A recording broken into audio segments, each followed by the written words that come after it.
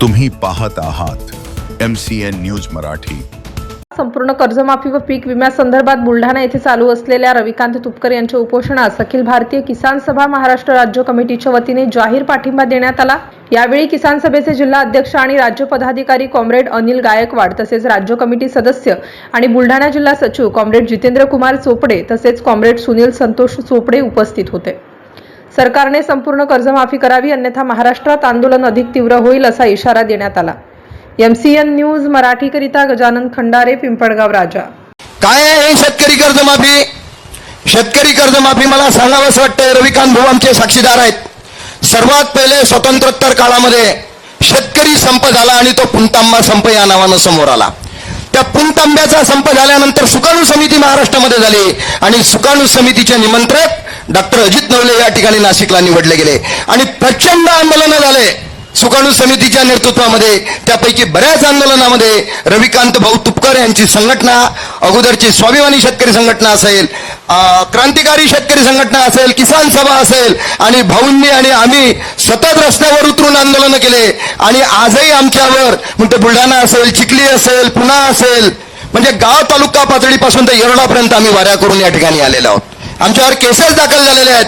प्रचंड आंदोलन 2017 मध्ये झाले आणि त्या मुंबई पुण्यामध्ये कढीपत्ता सुद्धा आम्ही लोकांनी पोहोचू दिला नाही, दूध सुद्धा पोहोचू दिलं नाही आणि मग देवेंद्र फडणवीसांनी सांगितलं की आम्ही कर्ज माफ करतो। त्यातही अटी शर्ती निकष टाकल्या, सरकारनं ऐकलं नाही। लॉंग मार्च निघाला नाशिकवरून, 40,000 लोक नाशिकवरून निघाले आणि मुंबईच्या दिशेनं आझाद मैदानवर 1,00,000 लोक पोहोचले आणि स्वतंत्रोत्तर भारतामध्ये संयुक्त महाराष्ट्राच्या निर्मितीनंतर सर्वात पहिले उदर जर मुंबई बंद पडली असेल तर शेतकरी प्रश्नावर बंद पडली आणि देवेंद्र फडणवीसला झुकावं लागलं, खाली यावं लागलं आणि सांगावं लागलं 40,000 कोटीची कर्जमाफी करून दिली। त्याचे साक्षीदार आम्ही सर्व शेतकरी संघटनेचे लोक आहोत। सर्व शेतकरी संघटनेचे लोक लढले, 40,000 कोटी मिळाली। पण काय झालं?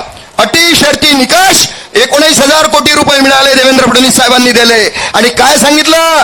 मी पुन्हा अभ्यास करतो, पुन्हा येतो, पुन्हा येईन। अभ्यास करता करता भाऊचं सरकार गेलं आणि त्या ठिकाणी उद्धव बाळासाहेब ठाकरेचं सरकार आलं।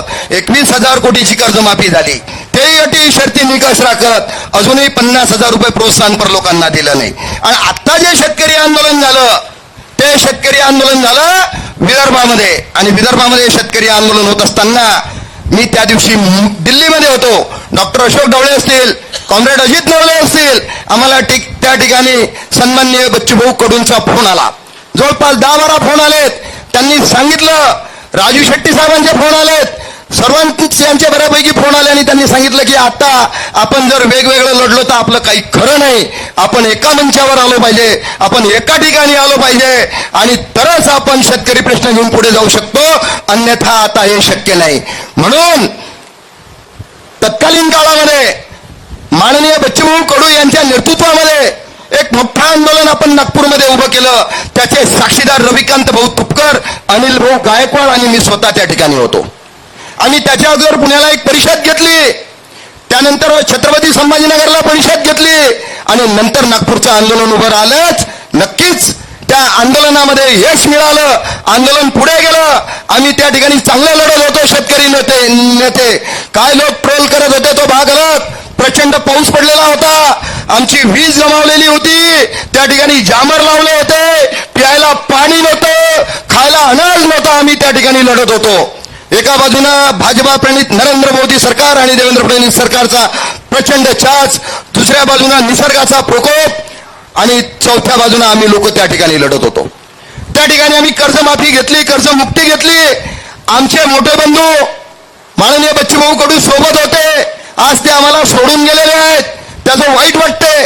जाऊ द्या, जे गेले ते गेले, जे राहिले त्यांना घेऊन आपल्याला हे लढाई पुढे न्यायची आहे। लढू।